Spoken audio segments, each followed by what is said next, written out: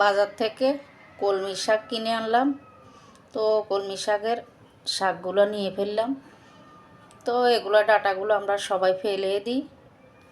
এই ফেলে দেওয়া ডাঁটা দিয়ে কিভাবে কলমি শাক সহজে চাষ করা যায় দেখাবো। তো আমি শাক কিভাবে নিলাম দেখেন, এই যে প্রতিটা পাতার অর্ধেক নিয়ে নিলাম শাক রান্না করার জন্য, আর অর্ধেক রেখে দিলাম। এই যে প্রতিটা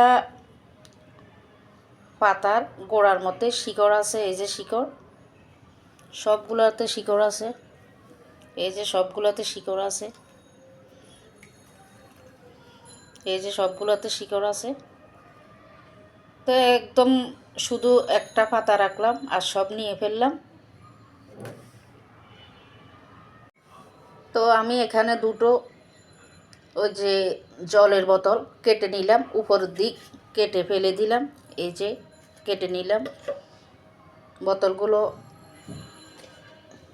এই বোতলেই চাষ করব।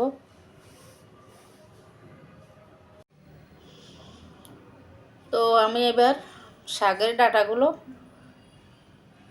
বোতলে নিয়ে নিলাম। দেখেন ফুলদানিতে যেরকম আমরা ফুল সাজাই ওরকম ডাঁটাগুলো নিয়ে নিলাম, দুটো বোতলেই নিয়ে নিলাম। এবার জল দিয়ে দিব, জল দিয়ে ছায়াযুক্ত স্থানে রেখে দিব। 4-5 দিন পরে কেমন কী অবস্থা হয় দেখাবো আপনাদেরকে। কিন্তু মনে রাখবেন ছায়াযুক্ত স্থানে রাখতে হবে। কলমি শাক কিন্তু দেশ গ্রামও জলেতে হয়। কলমি শাকের বাসে জল দিলেই হয়ে যাবে। তো দেখেন বোতলের অর্ধেকের থেকেও বেশি আমি জল দিয়ে দিলাম, দুটোতে দিয়ে দিলাম এভাবে। তো 4-5 দিন পর খেয়াল রাখতে হবে, জল কমে গেলে জল আবার দিয়ে দিতে হবে। এই যে জল দিয়ে দিলাম। তো আমি বোতল দুটোটা বারান্দায় রেখে দিলাম ছায়াযুক্ত স্থানে। আবারও বললাম, যেখানে রোদ আসে না তেমন ওইভাবে ছায়াযুক্ত স্থানে রাখতে হবে। আর কয়েকদিন 3-4 দিন পর খেয়াল রাখতে হবে জল কমে গেছে কিনা, তো আবার জল দিয়ে দিতে হবে। এইভাবে মাসের 1 সপ্তাহ পর দেখুন গাছে পাতা চলে আসছে, অনেক শাক হয়ে গেছে।